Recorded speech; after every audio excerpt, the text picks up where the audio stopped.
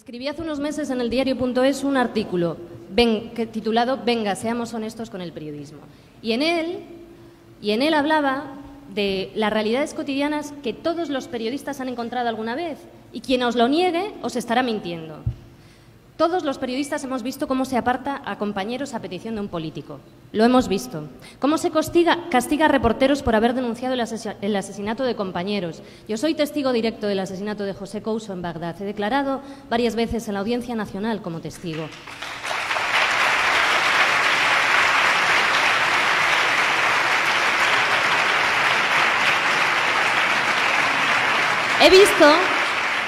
He visto cómo algunos compañeros han sido castigados por exigir investigación y justicia para José Couso y cómo han sido incluso despedidos. Hemos visto todos cómo se condena a hacer pasillos a quienes no muestran fidelidad inquebrantable hacia determinados ministros o hacia determinados políticos. Hemos visto cómo hay órdenes que llegan de arriba para dejar de cubrir asuntos que resultaban molestos. Hemos visto cómo ciertas empresas anunciantes son intocables. Hemos visto cómo se reciben amenazas de jefes de prensa. Yo misma he recibido amenazas de jefes de prensa.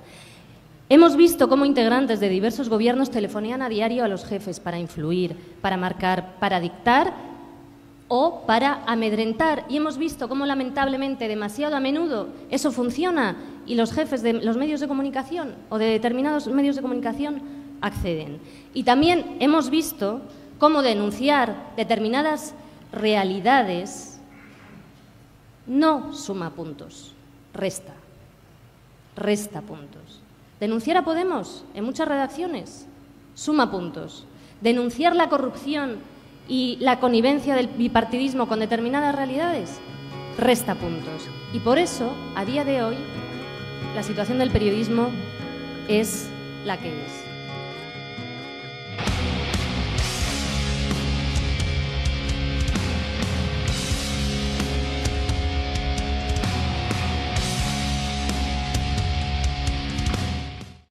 Y aunque hoy vamos a hablar de asuntos internacionales, de guerra, de paz, de cosas muy sesudas, déjame arrancar preguntándote por una curiosidad, ¿no? Tú has sido reportera de guerra en Oriente Medio, en los conflictos más relevantes de los últimos años, y es una profesión que siempre ha estado reservada tradicionalmente a los hombres, ¿no? ¿Tú cómo has vivido esto? ¿A ti cómo te han hecho sentir? ¿Te lo han puesto fácil? ¿Te lo han puesto difícil? Pues no ha sido fácil, para mi generación no fue fácil. Hubo compañeros, por supuesto, estupendos, pero en líneas generales las dinámicas que había eran unas dinámicas complicadas. Yo siempre he contado cómo, por ejemplo, a la vuelta de la cobertura de la invasión y ocupación de Irak, a muchos compañeros les daban palmaditas en la espalda diciéndoles «qué bien, tío, qué valiente», mientras que a nosotras como que se compadecían casi de nosotras, éramos muy pocas para empezar y además nos decían «pero ¿cómo estuviste allí? ¿Estás loca?» o «pobrecita, qué mal lo habrás pasado», ¿no?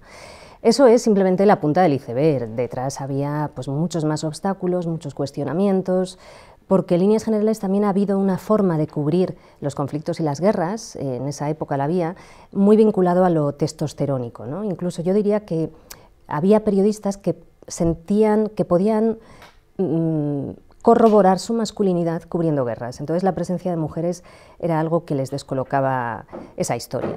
No fue fácil, en nuestro país se nota que hubo 40 años de dictadura. Yo veía a las compañeras francesas, británicas, italianas incluso, o alemanas que ya llevaban 4 o 5 generaciones de mujeres cubriendo conflictos.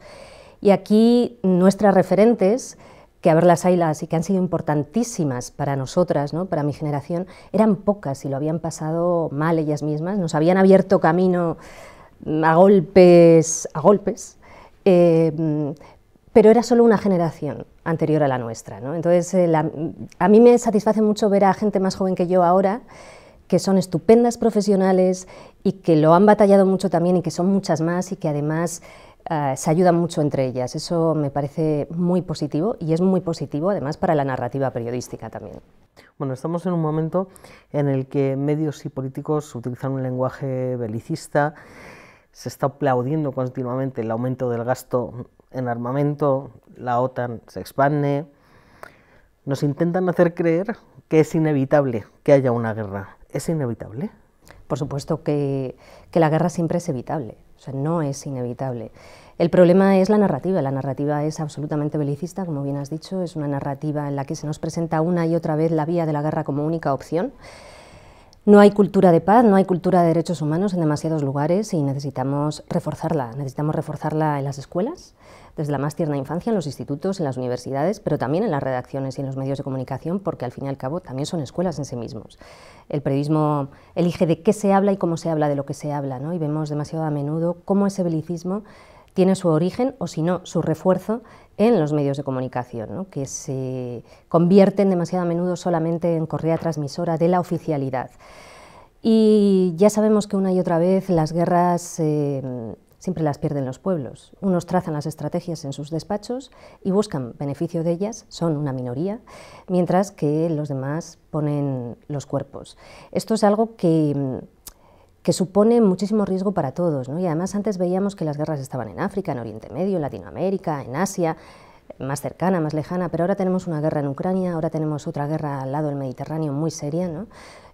Una masacre con señales de genocidio en Gaza, y nos están diciendo que para ello hay que enviar más armamento. Estados Unidos acaba de aprobar otro paquete de ayuda militar para Ucrania, para Israel y también para Taiwán. Vemos como muchos países de Europa siguen enviando armas a Israel, a pesar de que hay más de 34.000 muertos y 74.000 heridos. Un país como Alemania que cierra filas en torno a Israel sin cuestionarlo. Todo esto es muy grave y tendrá consecuencias. Por eso es momento de reforzar y de diseminar mucha cultura de paz en todas partes. Es decir, frente a ese jalear de la guerra, tenemos que entender que no se puede ridiculizar la paz.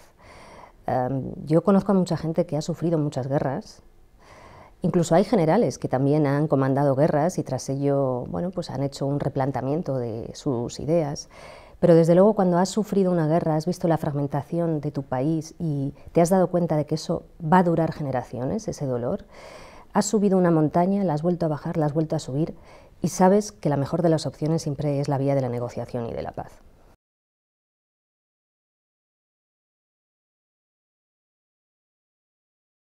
Olof Palme, conocido y convencido pacifista, defendía antes de ser asesinado que la paz no podía alcanzarse haciendo alarde ante el enemigo de poderío bélico y amenazando, ¿no?, continuamente. Él protestó contra la guerra de Vietnam y contra los abusos de Estados Unidos hasta el punto de que el gobierno de Lyndon B. Johnson retiró al embajador de Estocolmo. Palme fue primer ministro sueco, si alguien no lo recuerda. ¿Tú crees que hoy sería impensable que alguien como Olof Palme ocupara un puesto de responsabilidad así en un gobierno? Yo creo que es absolutamente necesario. Tenemos que aprender a imaginar otro mundo posible, tenemos que aprender a imaginar un mundo con más paz, con un orden internacional basado más en el respeto mutuo entre Estados y menos basado en la imposición, como es ahora. Y esto es algo que no lo estamos diciendo solo aquí tú y yo, esto se está hablando, por ejemplo, en circuitos internacionales de derechos humanos, en la sede de Naciones Unidas. El propio secretario general Antonio Guterres ha subrayado en estos meses que tenemos un diseño de Naciones Unidas obsoleto, porque fue diseñado hace décadas y el mundo ya no es igual, que por qué no podría entrar, por ejemplo, en el Consejo de Seguridad como integrante un país africano, que no lo hay en estos momentos, y desde luego hay mucho cuestionamiento al sistema actual de voto y de veto en Naciones Unidas, que una y otra vez permite que el mundo lo rijan 3 o 4 países, o 5, que son los 5 que tienen poder de veto en el Consejo de Seguridad de Naciones Unidas, y en concreto que lo rija y que marque absolutamente todo, pues el país que más poder tiene, ¿no?, que es Estados Unidos. Realmente diseña las dinámicas del orden internacional en estos momentos y decide incluso no establecer líneas rojas para países como Israel, ¿no? Y esto no lo digo yo, el propio portavoz del gobierno estadounidense en el Pentágono lo ha dicho en más de una ocasión, John Kirby: no hay líneas rojas para Israel. Y aunque ahora han pasado un poco del cinismo a la hipocresía y tratan de disimular, vemos cómo sigue permitiéndose que Israel continúe con sus planes en Palestina, lo cual es gravísimo. Hoy son los palestinos, mañana podemos ser nosotros, porque las líneas y el andamiaje construido tras la Segunda Guerra Mundial y esas líneas rojas del derecho internacional se están diluyendo por completo. Y esto va a tener consecuencias muy graves para todos, con un allanamiento y con una extensión de la impunidad que creo que hay gente, incluso que creo que hay dirigentes aquí en Europa que no son conscientes aún de lo que esto puede conllevar, ¿no?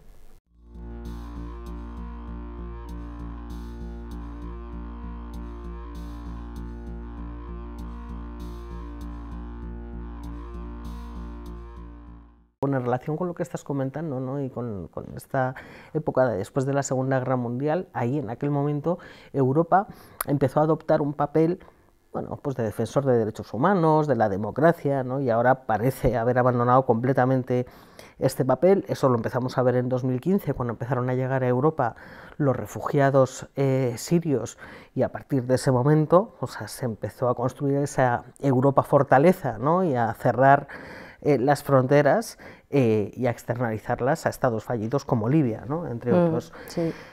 Pero no lo hemos visto solo en ese momento, lo hemos visto a lo largo de los años en la tibieza, un poco de Europa también, con lo que ha sucedido de forma sistemática con Israel y Palestina. Lo estamos viendo ahora también, si se me permite, un poco con este envío de armas a Ucrania para esa autodefensa, ¿no? ¿Qué le está pasando a Europa? ¿Qué nos pasa? Bueno, Europa está intervenida y se deja intervenir, y está muy sujeta a la política exterior estadounidense, y no tiene un plan propio. Creo que además esto ha contribuido a ello, más aún, el nuevo gobierno alemán. En 2022, un gobierno tripartito, liberales, socialdemócratas y verdes, acaba de llegar al poder. Todavía podemos decir que estaban conociendo sus despachos cuando se produce la invasión ilegal rusa de Ucrania, y ante ello Alemania cambió muchísimo su posición con respecto a Rusia y con respecto a las posibilidades, ¿no? En 2022 hubo opciones para el diálogo, para la negociación y para la paz. En aquel momento era muy difícil defender vías de paz. Yo recuerdo que uno de los primeros análisis que escribí al respecto, cuando leía enviar, me temblaba todo el cuerpo, porque era un momento en el que se estaba criminalizando todos aquellos discursos de paz y tergiversando, ¿no? Incluso se criminalizaba o se señalaba incluso la contextualización, ¿no? Sabemos una y otra vez que cuanto más dura una guerra, más difícil es luego encontrar soluciones para la paz. Cuanto más dura una guerra, más fragmentación del país, más dolor, y eso es lo que están viviendo la población ucraniana, ¿no? Que una y otra vez se está diciendo desde fuera, desde cómodos sofás que, bueno, que pueden... Que esto puede durar hasta el último ucraniano, que deben seguir luchando, ¿no? Y al final Ucrania también está siendo usado y empleado como un escenario en el que otras potencias echan su pulso, ¿no? En concreto Estados Unidos y Rusia. Es absolutamente terrible. Cuantas más armas se envíen, presentándolo como la única vía y como la única opción, más durará esta guerra, ¿no? No se está buscando aún. Fíjate, tú hablabas de las declaraciones públicas. Claro, en el momento en el que solo hay declaraciones que están echando más leña al fuego, no se está dejando espacio para posibilidades de negociación, ¿no?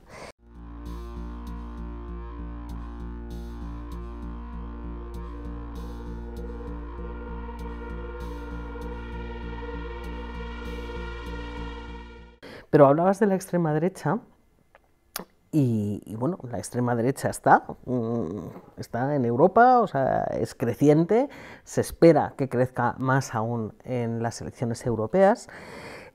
Y yo te quería preguntar, ¿cómo crees tú que puede influir este crecimiento de la extrema derecha en el abordaje europeo del conflicto Israel-Palestina? Bueno, vemos cómo Israel tiene entre sus grandes aliados en el mundo precisamente la extrema derecha europea. Es decir, Netanyahu es aliado de Víctor Orbán en Hungría, de Meloni en Italia. No le hace ascos porque realmente vemos que los grandes defensores del sionismo actual, en muchos lugares del mundo, los más firmes defensores son en muchos lugares la extrema derecha, ¿no? Podríamos decir que lo que vamos a votar en junio es guerra o paz, y yo no veo muchos representantes en defensa de la paz en Europa, ¿no? Y esto es muy preocupante. ¿Qué pasa para que hayan decidido que la defensa de la paz es impopular? Creo que aquí también la gente que nos dedicamos al periodismo tenemos que reflexionar qué papel está jugando en estos momentos el periodismo con respecto a esa tendencia a jalear la guerra y ridiculizar la paz. Y decía hace poco Naomi Klein, pensadora judía estadounidense, canadiense, que estamos viendo ante esta especie de genocidio ambiental que hay en Gaza. Ha elegido ese término refiriéndose a ese ruido de fondo que hay, ¿no?, al que pretenden que nos acostumbremos y que lo normalicemos, como la película La zona de interés, que este año ha sido oscarizada, en la que también hay un ruido de fondo que en ese caso era el genocidio en la Segunda Guerra Mundial. Bueno, pues dice Naomi Klein que es inédito que ante un genocidio ambiental de estas características estamos viendo cómo, con respecto al apoyo a Israel, no hay grandes diferencias entre Biden y Trump, entre el primer ministro británico y el Partido Laborista británico, entre el gobierno alemán y la oposición, entre Meloni en Italia y la oposición, entre Macron y Le Pen, lo cual es absolutamente terrorífico, ¿no? Porque al final debemos hacer la siguiente reflexión. El empeño en vincular el destino de Europa y de Estados Unidos con Israel, ¿a dónde nos va a llevar? Porque estamos observando estos días, por ejemplo, cómo hay protestas muy interesantes en los campus universitarios estadounidenses, que nunca había habido protestas de tal calibre desde 1968, que en muchos casos son la élite del país, que son organizaciones judías, en muchos casos como Voces Judías por la Paz, ¿no?, y que están siendo arrestados y suspendidos como estudiantes en sus universidades. Hay una enorme represión. Entonces ya hay reflexiones al respecto que a mí me parecen muy pertinentes. Es decir, en el empeño en seguir manteniendo el apoyo a Israel y, por lo tanto, una narrativa determinada con respecto a Israel, ¿hacia dónde nos va a arrastrar?, ¿no? Porque esto ya vemos como hay olas de autoritarismo. Francia, Reino Unido o Alemania se han planteado prohibir protestas. El otro día Alemania prohibió un congreso en solidaridad con Palestina. Hay señalamientos, estigmatizaciones. ¿Hacia dónde nos va a llevar esto? Me decía el otro día, me lo han dicho muchas voces palestinas, ¿no?, periodistas palestinas, un abogado palestino el otro día, que tienen la sensación de que el apartheid israelí contra la población palestina a nivel ideológico se va extendiendo, ¿no?, hasta el punto de que, bueno, hay cuestiones que son tabú o tergiversaciones muy normalizadas con respecto a la cuestión de Israel y Palestina. Por ejemplo, se está usando una acusación muy a menudo contra defensores de derechos humanos, como la relatora de la ONU, Francesca Albanese, como el propio Tribunal Penal Internacional o como la Corte Internacional de Justicia, a las que se les está acusando de antisemitismo. El propio Netanyahu ha acusado al Tribunal Penal Internacional de antisemitismo. El antisemitismo es una cosa muy seria y muy real, que no debe ser tergiversada nunca, porque hace mucho daño, por supuesto, a los derechos de la población palestina, a los derechos de todos, pero también a la lucha contra el antisemitismo real, ¿no? Y, sin embargo, sí que se está abrazando esta idea de que toda crítica a Israel, a sus masacres, a las violaciones sistemáticas del derecho internacional, al apartheid, a la ocupación ilegal, que toda esa crítica es antisemitismo. Y esto es algo muy grave y muy serio, ¿no? Yo recientemente escribí, al final, un artículo titulado Cuando toda crítica a Israel está tachada de antisemitismo. No me apetecía hablar de eso porque es muy necesario seguir hablando de lo que pasa en Palestina, ¿no? Pero al final, cuando ves que además un montón de gente de la comunidad judía internacional está siendo tachada de antisemitismo, de ser antisemita, que es como, entonces, ¿qué estás diciendo? ¿Que se odian a sí mismos? ¿Que quieren terminar consigo mismas? Es que es una cosa absolutamente ridícula. Ves como gente como Nancy Fraser, la filósofa judía estadounidense, acaba de ser cancelada en Alemania por haber firmado un manifiesto de apoyo a los derechos de la población palestina, como Judith Butler, otra judía, como Masha Gessen, premio Hannah Arendt de este año, judía rusa estadounidense, que la entrega de su premio fue cancelado porque escribió un artículo en el que hacía una reflexión sobre el pasado y el presente y advertía de los riesgos de esta masacre y de la barbaridad que supone. Como el propio Jonathan Glazer, el director de La zona de interés, él también es judío, un judío británico que cuando recogió su premio Oscar hizo un llamamiento y dijo: me niego a que la ocupación secuestre mi judaísmo y el holocausto. Toda esta gente que como judía está hablando en contra de las violaciones sistemáticas del derecho internacional por parte de Israel, también están siendo acusadas de antisemitismo, ¿no? Y la propia Francesca Albanese, que está haciendo un trabajo excelente, que cuando publica su informe titulado Anatomía de un genocidio, por supuesto, no solo Israel, sino también un portavoz del gobierno estadounidense la acusó de antisemitismo. Bueno, pues ¿qué hay que hacer ante ello? Pues ir a la raíz del tema, buscar por qué se le acusa de esto y mostrar que son acusaciones sin base alguna, ¿no? Pero bueno, al final estamos condenadas una y otra vez a debates a veces muy estúpidos, pero hay que abordarlos, no nos queda otra.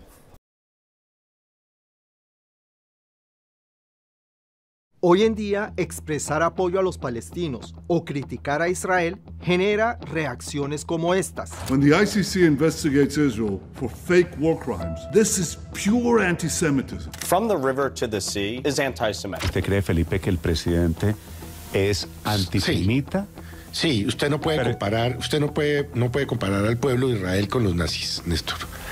Es decir, eso es de un antisemitismo. Those calling for a ceasefire are legitimizing anti-Semitism. Pero la realidad es que investigar al gobierno o gobernantes israelíes por crímenes de guerra, exigir un alto al fuego en Gaza o que se establezca un Estado palestino no es antisemita, lo que se define como odio a los judíos. Es una simple crítica a las políticas de Estado de Israel y ambas cosas no son lo mismo. Entonces, ¿cómo es que las críticas a las políticas y a las acciones de Israel y el antisemitismo se han vuelto lo mismo? ¿Y qué consecuencias trae esta idea? AJ Plus habló con dos expertas judías sobre el tema. This has become a well-worn strategy of the Israeli government and its defenders to conflate all criticism of Israel with anti-Semitism. Ella es Simone Zimmerman, de la Alianza de la Diáspora, organización que lucha contra el antisemitismo y el mal uso del término. It's an insult to Jewish history and it cheapens the idea of what these words actually mean. Y ella es Lara Friedman, presidenta de la Fundación para la Paz en Oriente Medio y destacada experta en Israel y Palestina. So if you can't win the arguments over Israeli policy, you're going to have to just shut down the criticism of Israel. There's something so twisted about where we are today. ¿Cómo llegamos a este punto? Al escuchar al establecimiento pro-israelí y a sus partidarios, notamos la fusión de dos términos muy distintos. Anti-Zionism is anti-Semitism. Period, full stop. Anti-Zionism is the modern mutated form of anti-Semitism. The high anti-Semitism now is anti-Zionism. Bien, primero analicemos las definiciones de estos términos. Antisemitismo significa odio, perjuicio, amenazas o violencia contra los judíos por el simple hecho de ser judíos. Es muy real y existe, pese a que los judíos no son los únicos semitas. Los árabes, al igual que otros pueblos del Medio Oriente, también lo son. En este sentido, los palestinos podrían también denunciar a las políticas de apartheid y negacionismo israelí como prácticas antisemitas en contra suya. El antisemitismo en Europa fue lo que condujo al Holocausto, en el que 6 millones de judíos fueron asesinados por los nazis. El antisionismo, por otro lado, es el movimiento en contra del sionismo, que es una ideología y movimiento político nacionalista no religioso, fundado en Europa a finales del siglo XIX, que se fundamenta en el hecho de que los judíos deben tener su propio etnoestado en Palestina, lo que condujo a la creación de Israel en 1948 a expensas de la población indígena palestina que vivía allí. The Zionist project to this day is built on an ideology of supremacy that provides exclusive and superior rights only for Jews. Anti-Zionism rejects that ideology of Jewish supremacy and seeks to dismantle it. Bien, es importante señalar que no todos los sionistas son judíos, aunque muchos judíos se les enseña desde pequeños que apoyar a Israel debe ser parte de su identidad. For me, growing up, being pro-Israel was a core part of my Jewish identity. I saw attacks on Israel as a personal attack. De hecho, algunos de los sionistas más fervientes del mundo son los cristianos evangélicos. Durante décadas, ha habido un esfuerzo concertado para lograr la distinción entre la religión judía y el sionismo, especialmente en la década de los años 2000, después de que quedó claro que los líderes israelíes habían abandonado toda pretensión de buscar una solución política con los palestinos para alcanzar la paz. You can no longer with a straight face say that Israel really wants peace, they support a two-state solution, they don't want to oppress the Palestinians. That's where we saw the birth of this new definition of anti-Semitism. Esa definición de la que habla Lara ha sido decisiva para la tendencia a fusionar la idea de que la crítica hacia Israel es lo mismo que plantea el antisemitismo. Esta definición es conocida como la definición práctica de antisemitismo de la Alianza Internacional para la Memoria del Holocausto, o la IHRA por sus siglas en inglés. Who could be against an organization that's trying to remember the Holocaust and make sure people don't forget? That's a good thing. La definición que publicó la IHRA en 2016 incluyó 11 ejemplos contemporáneos de antisemitismo, 6 de los cuales se relacionan con Israel como Estado, incluido el de que es antisemita afirmar que la existencia del Estado de Israel está relacionada al racismo o es una idea racista. The argument was made that all or most criticism of Israel is anti-Semitism. We're going to put this in a definition. We're now going to take this definition and put it into law around the world. And we're going to use this as a blunt instrument to shut down once and for all these arguments. And that's where we are today. La IHRA tiene como objetivo asesorar y guiar a organizaciones como la ADL, Liga Antidifamación, organización contra el odio hacia el pueblo judío. An organization like the ADL have no qualms in just calling thousands of Jews anti-Semitic. The whole thing would be laughable if it weren't so insulting. Por cierto, vale la pena señalar que Kenneth Stern, la persona que redactó la definición de la IHRA, denunció cómo los judíos de derecha han convertido su definición en un arma y escribió que usar esta definición en los discursos de odio en los campos universitarios es un ataque a la libertad de expresión y que perjudica no solo a los defensores pro-palestinos, sino también a los estudiantes judíos. Considera que esta estrategia de silenciar cualquier tipo de crítica a Israel es antisemita, peligrosa y perjudicial para los judíos? Absolutely. I have no problem saying absolutely clearly it is anti-Semitic to conflate Israel and Jews. And the ADL and I agree on that. The problem is that with the ADL, they also say if you don't conflate Israel and Jews, you're an anti-Semite. And that's incredibly dangerous because my argument, which says you shouldn't go out and target a Jewish kid because they're Jewish and hold them accountable for what Israel is doing, but you're simultaneously insisting that every Jewish kid on campus, support for Israel and Zionism is intrinsic to their identity, and criticizing Israel is anti-Semitic because it's intrinsic to their identity, you are effectively conflating every Jewish person with the state of Israel. That is incredibly dangerous. Y en medio de todo esto, tenemos líderes israelíes que promueven los intereses nacionalistas de Israel por encima de la lucha contra el antisemitismo real en todo el mundo. There's a history of Israeli government leaders actually playing down very dangerous forms of right-wing anti-Semitism because some of the very same people that promote that are allies of the Israeli government, who they see as part of building a world of racism and fear and division. El antisemitismo es una amenaza muy real para los millones de judíos en todo el mundo, pero abogar por una Palestina libre, realizar manifestaciones pro-Palestina o exigir que Israel rinda cuentas por crímenes de guerra no son acciones antisemitas. The idea that the Israeli government is weaponizing the legacy of these international institutions to evade any consequences for the atrocities in Gaza, it's such a tragedy of history.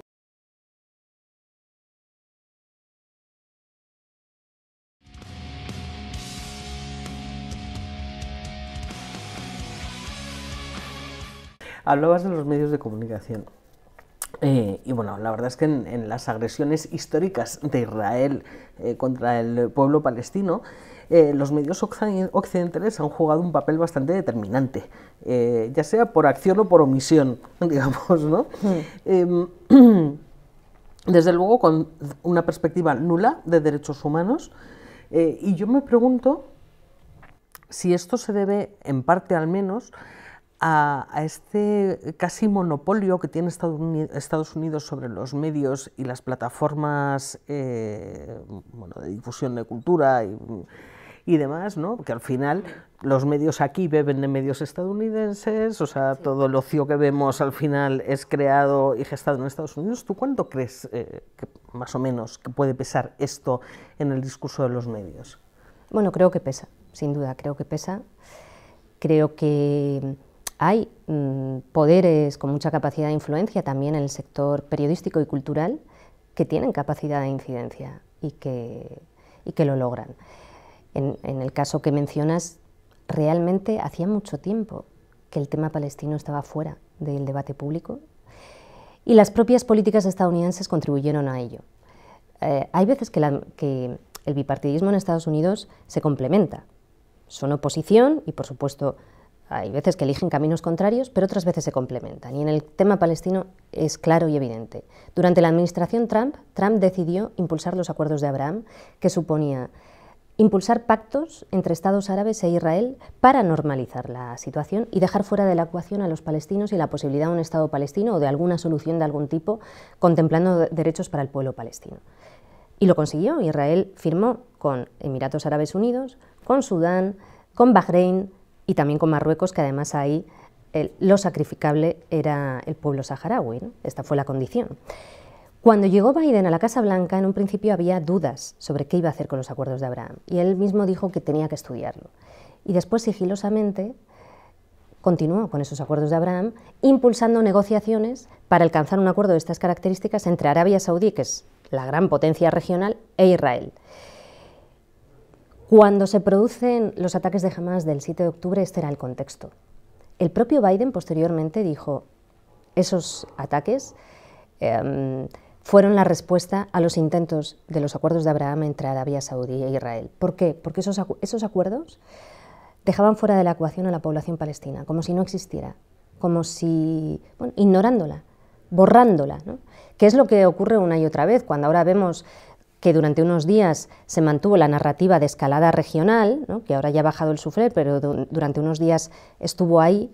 En el marco de esa narrativa nuevamente se dejaba fuera de la ecuación, se excluía la cuestión de la población palestina, se la ignoraba y se la borraba nuevamente. Y esto es las dinámicas que hemos visto una y otra vez. O sea, se están haciendo políticas de huida hacia adelante y de hechos consumados negando la realidad, que es que hay millones de personas palestinas, tanto en los territorios palestinos como exiliadas y como refugiadas fuera. Todas las políticas que se están impulsando por parte de Estados Unidos, con el apoyo de la mayor parte de Europa, van en ese sentido. Son políticas que ignoran la realidad. Y, como decía Ortega y Gasset, una realidad que se ignora tarde o temprano tiene consecuencias, ¿no? Y lamentablemente las estamos viendo. Hay una tía a la que yo he entrevistado varias veces, la conozco desde hace muchos años, Nurit Peled, una académica judía israelí, muy interesante porque tiene un discurso muy profundo, ¿no? Ella ha escrito varios libros sobre la educación en Israel, profundamente racista y deshumanizadora contra la población palestina, que según ella explica muchísimas cosas, ese racismo.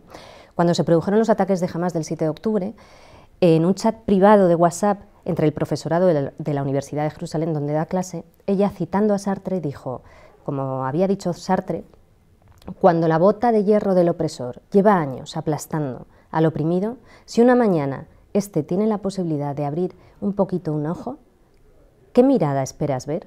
Y añadió Nurit Peled, hemos visto esa mirada. Bueno, hay que entender de dónde vienen las cosas, no para justificar, sino para poder buscar soluciones. Si no hay una voluntad de honestidad en el análisis de la realidad, nunca se van a buscar soluciones. El problema es que no hay voluntad porque no se quieren buscar soluciones para el pueblo palestino, solo se quiere seguir el trazado de los planes israelíes, que es la consumación de la ocupación y de la anexión en busca de ese gran Israel y la negación de la existencia de los pueblos palestinos y la perpetuación de la negación de los derechos para la población palestina.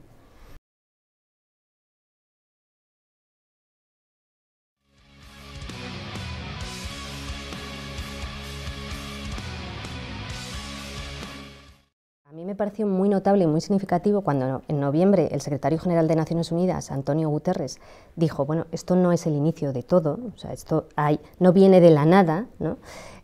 Como el propio Netanyahu y su gobierno lo declaró persona non grata y estableció que Antonio Guterres, el secretario general de Naciones Unidas, es un peligro para la paz mundial, palabras textuales. Es que vivimos un momento absolutamente distópico. Claro, Olga, pero al final, o sea, cuando, no sé, a mí me pasa, ¿no? Y a veces pienso, bueno, igual estás banalizando demasiado todo, porque yo oigo esas cosas y a mí me entra la risa. Bueno, o sea, pero tú eres una persona formada que piensa, a ver, yo es que pienso que estamos en un momento en el que estar bien informada es una militancia, porque si tú y yo, que dedicamos todas las horas del mundo a intentar estar bien informadas, a contrastar, a buscar y a separar el grano de la paja, aún así hay veces que encontramos dificultades, ¿no? Porque la propaganda es grande, etcétera, y porque hay veces que hay desinformación o que faltan datos. Bueno, la gente que se dedica a otra cosa, que trabaja muchas horas, cuando llega a su casa al final del día, pues quiere ver a sus hijos o, no sé, desconectar media hora. Y al final o lees mucho y piensas o eres capaz de tener el tiempo para darte cuenta de dónde puedes encontrar gente con credibilidad y con seriedad y con rigor, o si no, yo veo que este es un momento en el que hay mucha gente confundida. Realmente es un momento, sí, pero bueno, a mí también me causa risa, pero luego al mismo tiempo me causa estupor y preocupación cuando veo que funciona.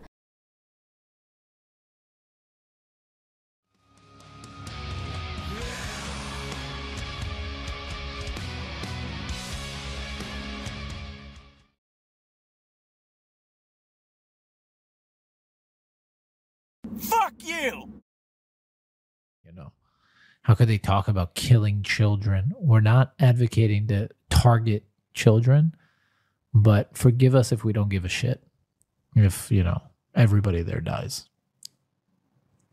It's just the way we feel. It's just the way Israelis feel. Yeah. And so I would, if you gave me a button to just erase Gaza, every single living being in Gaza would no longer be living tomorrow, I would press it in a second. That's just, I think, I mean, I think most Israelis if probably that's agree. the choice, yeah. Yeah. Mm-hmm. No, even if it's not like right now. Yeah, no. I would press it right now. Mm-hmm. Yeah, the same with the territories. I would press it right now. Mm-hmm. No choice. No, you know, Shalon is safe at home. God willing, I don't know. I haven't spoken to her in like an hour. No, I'm saying for the chance. Yeah. Yeah. I would press it right now. Give me that button and press it right now. There you go. And I think most Israelis would. Yeah. Most Jewish Israelis. They wouldn't post, they wouldn't talk about it like I am. Mm-hmm. They wouldn't post, they wouldn't say I pressed it. Yeah. But they would. They don't have balls of steel like you. They would, but they would press it, right? Like if they were in a closet alone, they wouldn't even hesitate. Mm-hmm. Someone came to them and Hadar said, "No one will know. You press this, all the Palestinians are gone." You'd be like, "Fucking hey, is there another one?" No one actually gives a shit. 0 people in Israel. If you go up to them and you're like, do you care if this baby in Gaza gets polio? They'll be like, I don't fucking. It's the UN. But you might think I'm extreme. But I have conversations with lots of people, coworkers, friends. People enjoy knowing that they are suffering.